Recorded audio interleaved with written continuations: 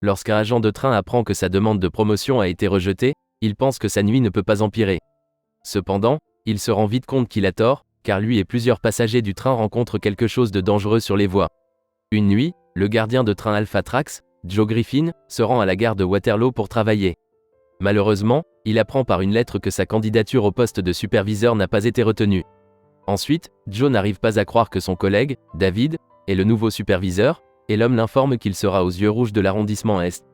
À bord du train, Joe annonce aux passagers l'heure à laquelle ils arriveront à destination. Il commence alors à vérifier les billets et est surpris par le chien d'une dame âgée. Au même moment, Joe rencontre un problème lorsqu'une des passagères, Kate, ne présente pas son billet. Alors, Joe lui facture le plein tarif avant de procéder à l'inspection des billets. Par la suite, l'humeur de Joe change lorsqu'il voit la dame du chariot qu'il aime, Hélène. Joe demande à Hélène de prendre un verre avec lui après le travail, mais la dame dit qu'elle a un autre quart de travail le matin. Un peu gêné, Joe laisse simplement Hélène continuer à servir les passagers avant de s'asseoir près de la fenêtre du train. Comme il pleut fort, Joe ne peut s'empêcher de remarquer la pleine lune. Ensuite, Joe se réveille d'une sieste quelques instants plus tard, lorsque le train s'arrête après avoir heurté quelque chose sur la ligne. Joe voit un passager, Adrian, aider Hélène avec son chariot, et il donne à l'homme les clés qu'il a accidentellement laissées tomber. Pendant ce temps, le conducteur sort pour voir ce qu'ils ont heurté sur les rails. Joe aide les autres passagers, Jed et Jenny, et il essaie de calmer une fille paniquée, Nina. Il vérifie également les autres personnes dans le train, Billy et Matthew, et lorsqu'il se rend compte que le conducteur est à l'extérieur, il utilise l'interphone pour s'excuser auprès des navetteurs pour ce qui s'est passé. Dehors, le conducteur découvre qu'ils ont heurté un cerf. Alors, il essaie de l'enlever, mais il est distrait quand il entend un bruit derrière lui.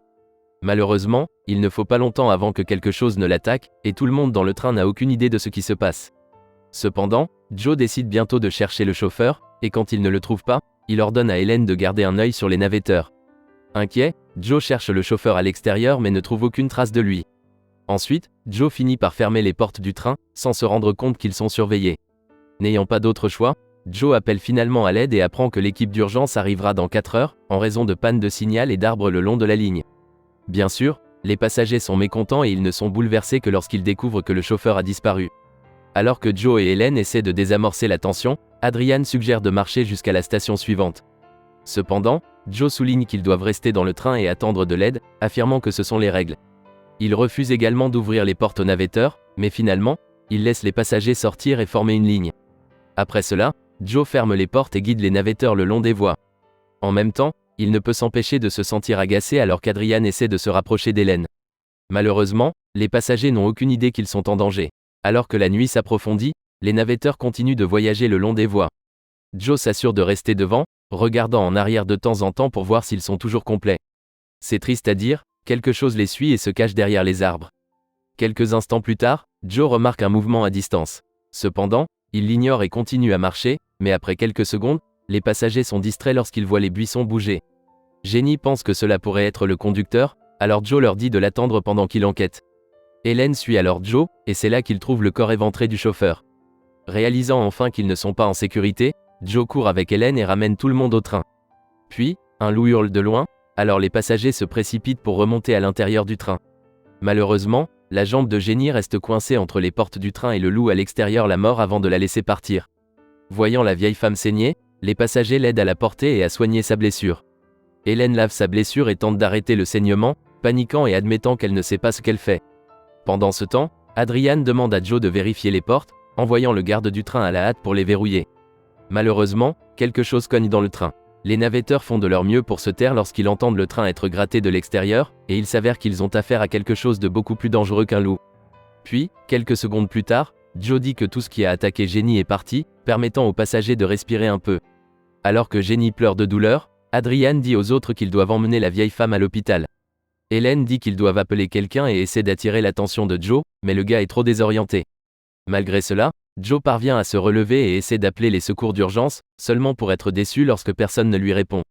Au même moment, Billy demande à Joe s'il va bien, suggérant qu'il démarre le moteur. Joe dit alors qu'il ne connaît rien au train, mais Billy révèle qu'il est familier avec les moteurs.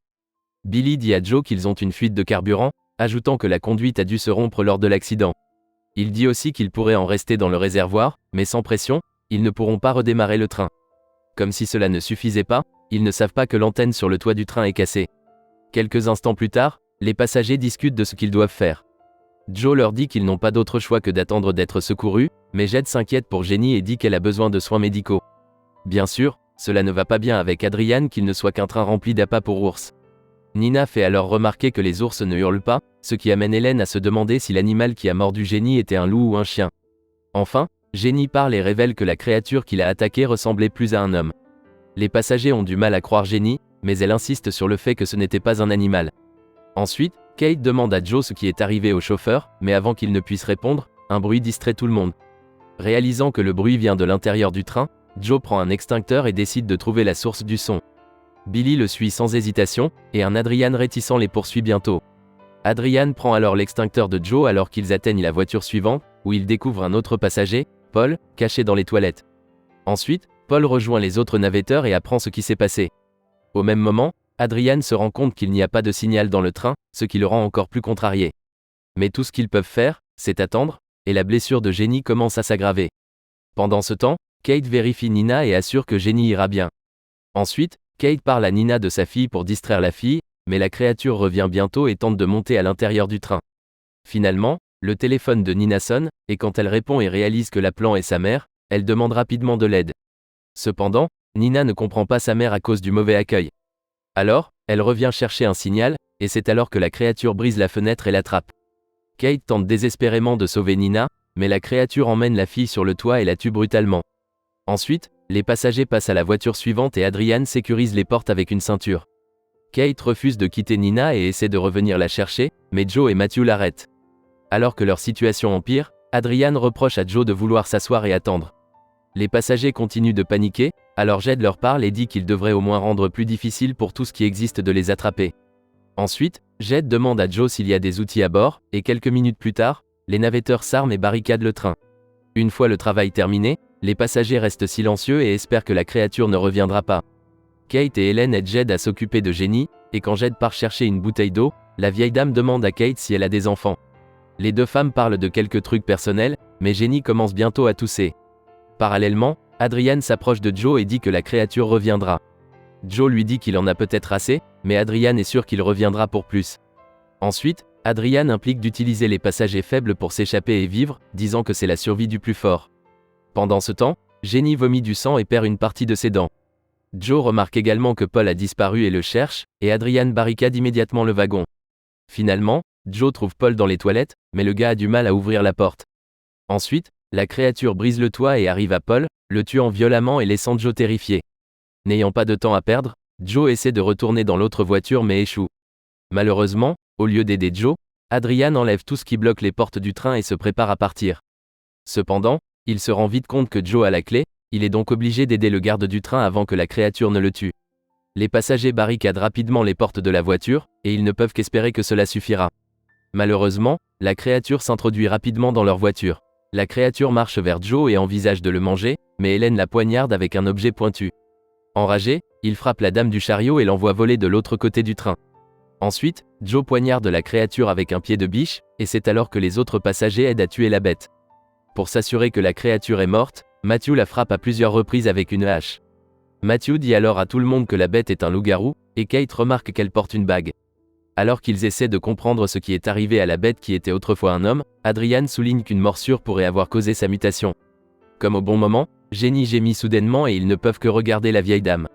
Quelques instants plus tard, Jed commence à parler de l'accident ferroviaire de Thornton Forest. Selon lui, l'express de nuit a déraillé et lorsque les secours sont arrivés sur eux, il n'y avait plus personne à sauver. Certains des corps ont été à moitié mangés par des animaux, mais personne n'a découvert ce qui s'était réellement passé. Maintenant, Jed a une idée de ce qui s'est passé sur ces pistes il y a des années. Au même moment, le loup-garou qu'il croyait mort se lève soudainement et pleure. Alors, Joe termine le travail en frappant la tête de la bête avec un extincteur. Mais leur problème n'est pas encore résolu, car les autres loups-garous de la région entendent l'appel à l'aide de leurs proches.